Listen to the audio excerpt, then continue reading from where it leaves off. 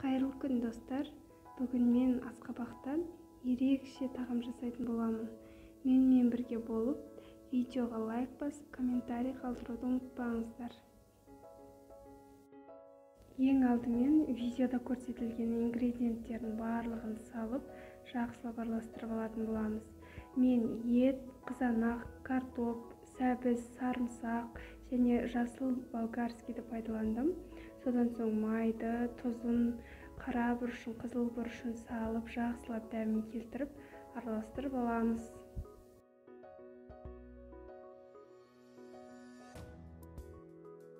Ал енді асқабағымызды дайындап аламыз.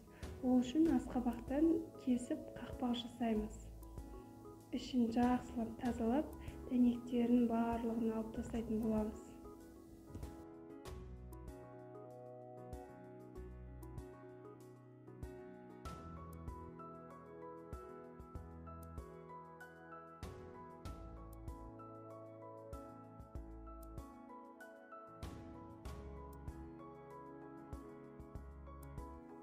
Мінекей, мен асқабақты жақсылап тазалап алдым.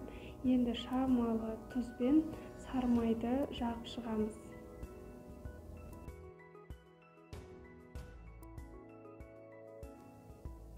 Содан соң жаңағы дайындап алған салмамызды ішіне салып толтырып, 100 грамм су құйып қақпағын жабамыз. Және де асқабағымызды сыртын фольгамен орап, 180 градуста қызып тұрған пешке 1,5 сағат пісіреміз. Содан соң фольганы алып, тағы да қақпағын ашып, 1 сағатқа пеште қалдыратын боламыз.